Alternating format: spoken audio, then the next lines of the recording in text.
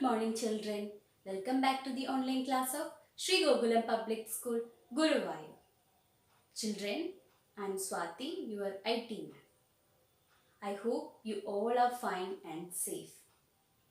In our last class, we have learned how to sort and filter the data. And today, we will learn how to validate the data and how to find the subtotal and also how to use pivot table. Okay, so the first topic is using data validation. Data validation, it is a special feature in Excel which helps us to restrict the user's input in a worksheet, which means we can control what type of data that can be entered into a cell and which is based on the validation rule that are set by us. So it is mainly for validating the data, and let's see how can we validate the data in a worksheet by using an example. Okay. Children, here you can see a table.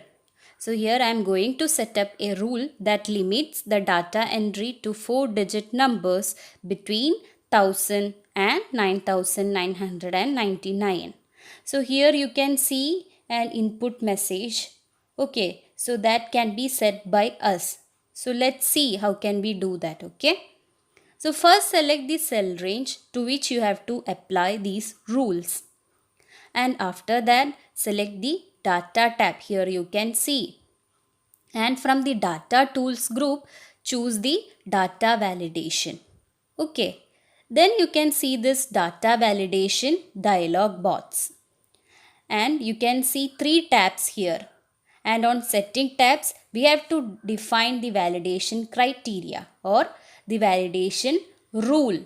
Okay. So the rule that restrict users to enter a whole number between 1000 and 9999. So here you can see the allow drop down list.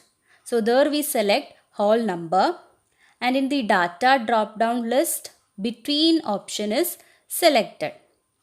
And in the minimum text box type 1000 and in maximum type 9999. So the users can only enter datas between these range. Okay. And on input message tab, so it is to show an input message whenever the user selects a cell. So there you can see, you can give title as order ID and give input message as please enter a 4-digit number from 1000 to 9999. And after that you can see there a error alert tab. You can type whatever message that you want to show in the error message box. So here you can see I have typed a message like please enter a number from 1000 to 9999. So that is my error message. Children, so that's how we validate the data in a worksheet. Okay. Children, our next topic is adding subtotal in database. This feature helps us to manage, analyze and extract specific information from rows of related data, which means it allows us to find the subtotal of certain category or certain rows of related data. So let's see how can we do that. Okay. Children, to apply subtotal, we have to first sort the database. So here I am going to sort the range by the value of the first column so that you can see same type of data will come near, just like this. And after that select any cell in the table and select data tab, and from there select subtotal from the outline group. And then you can see this subtotal dialog box.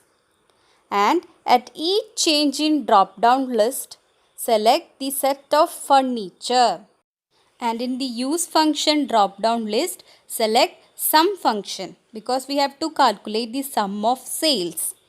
and in the add subtotal to option, select the sales checkbox because we have to get the subtotal of same type of furnitures.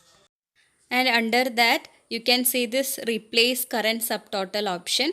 Like if you want the current subtotal to override the existing subtotal, you can select that option. Okay.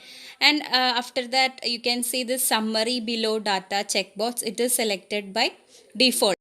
And after selecting all the option, you can click on this OK button. And here you can see a remove all button. Like if you want to remove all the subtotal in your worksheet, you can click on this remove all button. Okay. And after selecting all these options, click on OK button. So here you can see the subtotal of each type of furniture and its grand total. Children, this is how we find the subtotal of certain data that we entered in a worksheet. Children, the last and final topic of this chapter is analyzing data with pivot table. So what is pivot table? Yes, it is a tool in Microsoft Excel which helps us to quickly summarize and analyze the data that we have entered in a worksheet. Okay children, so let's see how can we use pivot table in Excel. Children, first select the entire data range and after that choose Insert tab and select Pivot Table option in the Tables group. Okay, so that you can see this Create Pivot Table dialog box. And you can see the selected range of cells in the table or range text box. Okay, so here we have chosen cells A1 to F16 in sheet 1. And new worksheet radio button, it is selected by default. Okay, and after selecting this, click on OK button so that the dialog box will be closed. Children, this is the pivot table and here you can see a pivot table field task pane in which you should select different fields that you want to add to the final report. So here I am selecting order ID and quantity field. Under that you can see different quadrants too. So sum of order ID and sum of quantity, which are numeric fields, so they are added to the value quadrant by default. Children, there you can see other quadrants too, like row and column quadrant. If you want to drag certain fields into these quadrant, you can do that. Okay, so here I am going to drag that sum of order ID to row quadrant. Okay, so here in this row quadrant you can see this sum of order ID. And also we can change that title to order ID instead of row label by clicking on the cell and typing the order ID. Okay. Yes children, here we have created a pivot table which displays the total quantity for each order ID. Children, this is how we analyze data in pivot table. So I hope every topics are clear to you. Children, so that's all about our second chapter, using Excel as a database. Read your textbook thoroughly and also I am attaching the notes of this chapter along with this class. So write it and learn it well. Okay, so that's all for today. Let's see in the next class with a new chapter. Till then, take care. Bye.